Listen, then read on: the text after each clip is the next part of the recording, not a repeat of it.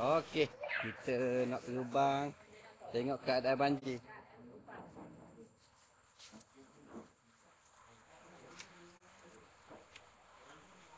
Kita sekarang ni di Sungai Buloh. Kampung Sungai Buloh sebabkan dah 3-4 hari. Tapi hari hujan ni. Hari hujan kita cuba juga. Okey. Kita sekarang ada dekat Jalan Mata Sungai Buloh. Jadi ya inilah dia keadaan air. Tapi tak boleh terbang tinggi sangat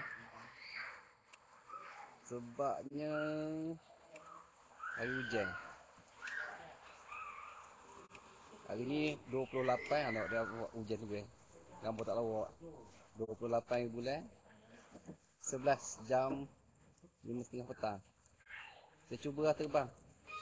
Ikut jalan ni ada tak? Jalan ni. Ini menghala ke kubur. Oh, macam tak boleh. Tak boleh dia. Kena rak ini. Baru dia dapat sini. Dia macam lost signal tu. Tak, lost signal tak? Ada merah. Ada merah ni kita tengok atas ada benda. Lost signal tu. Tak boleh tinggi sangat tak? Kita tunggu Kita boleh.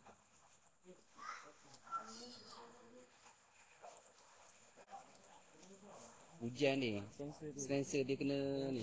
Sensor dia punya detect. Ada Detect, halangan. ada halangan. Hujan. Jadi ni kita tunjuk sikit ni.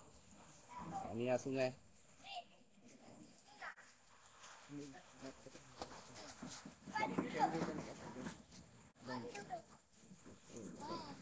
Beres. Dia detect hujan. Dia tak boleh lah. Tak boleh terbang. Tunjuk je lah.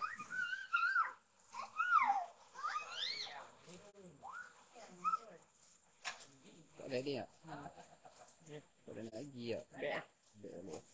Jadi tak apalah kita tunjuk yang dekat-dekat je lah.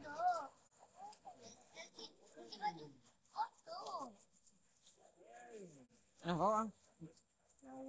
Dah lama tak main. Kita cuba naik tengok.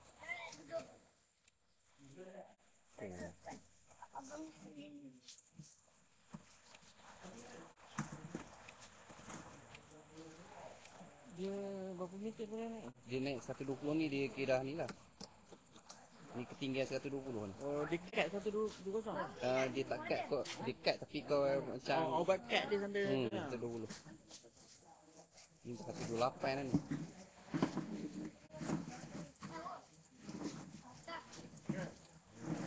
Oh, dari kau buat 500 meter.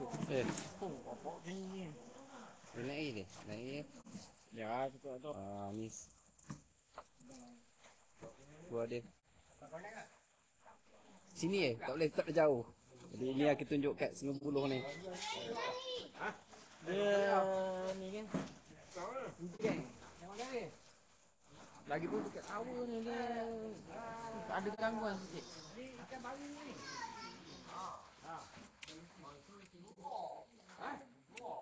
Ikan apa? Ikan baru ni. Ni.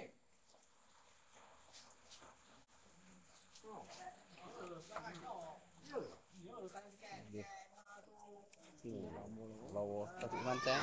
Kita semantang. Kolam. Sayang tak lagi tu banyak.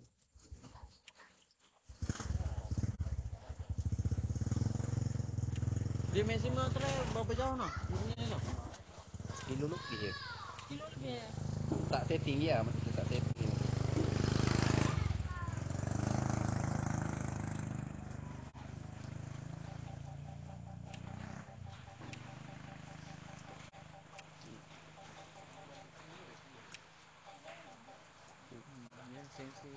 Sensor rosak ni. Sensor dia punya tu yang depan ni tu.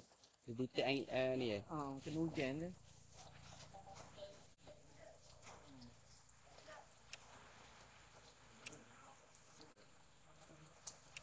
Ni dia.